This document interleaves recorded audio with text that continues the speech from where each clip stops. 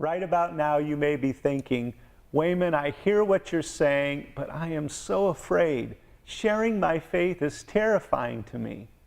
Listen, I understand.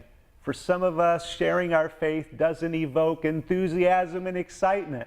It produces sweaty palms and heightened anxiety.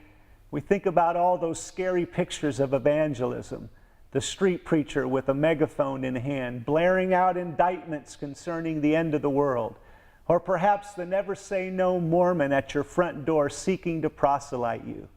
But let me calm your fears. Some people may not be megaphone blowers while others may. Some people may not be door knockers while others may like to do that. Some may be apologists of the faith who can merge faith with fact while others may not. Some may be servants who provide random acts of kindness to win others to Christ while others may not. Yet the important truth here is that you must allow God to use your personality, your temperament and abilities to expand His kingdom. Going and making disciples involves being yourself and meeting people's needs right where they are. So in this play call, I want to challenge you with some practical guidelines to help you in this endeavor. Point number 1, become a friend first. I know I've been talking about becoming a fisherman, but become a friend first. When I reached my neighbor Lars, I became his friend. Most people are skeptical of strangers seeking to gain access to their lives and homes.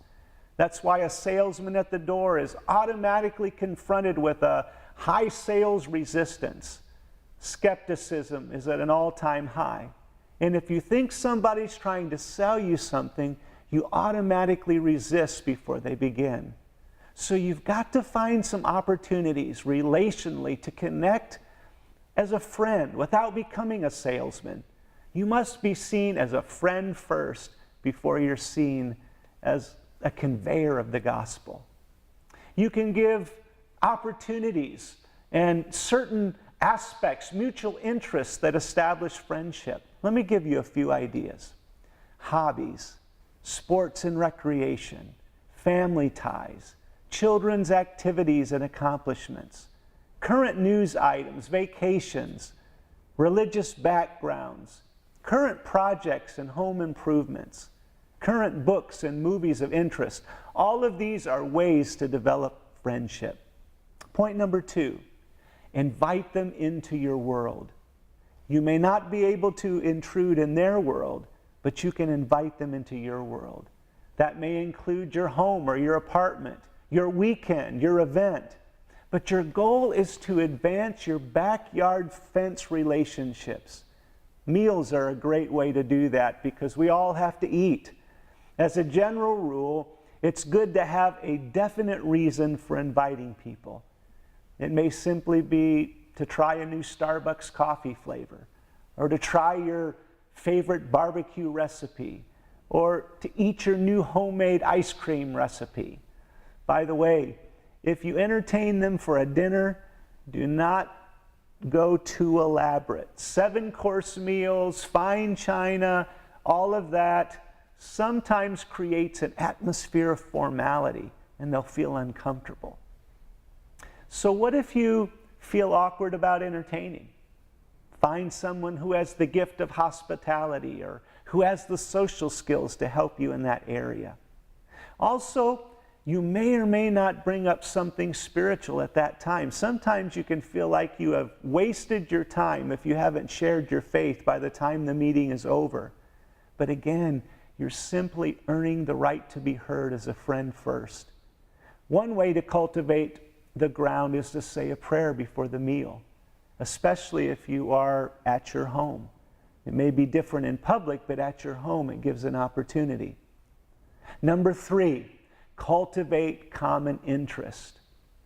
The goal is to do things together or build common shared experiences. So as your backyard relationship develops, discover ways to do things together. Allow me to give you a quick list of items or some ideas. Tennis, golf, fishing, hunting, skiing, cycling, coffee, movies, concerts, investments, landscaping, gardening, cooking, eating. My wife loves to decorate and remodel homes. This is a great common interest with ladies especially. Number 4, make holidays count.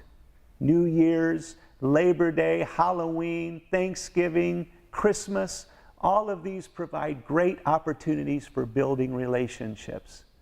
Decorate to the hilt for Halloween. Set up a table with hot cider and refreshments and make it a relational thing with your neighbors as they come by with their kids. For Christmas, do some kind of Christmas party. What are some ways you can make the holidays count? Now, I realize that connecting with pre-Christians is not always glamorous. Sometimes it's just plain hard work. But in our culture today, we're in desperate need of Christians who will present a genuine and authentic picture of Christ to the world. So let this play call become an impetus in helping you connect with pre-Christians. Enjoy.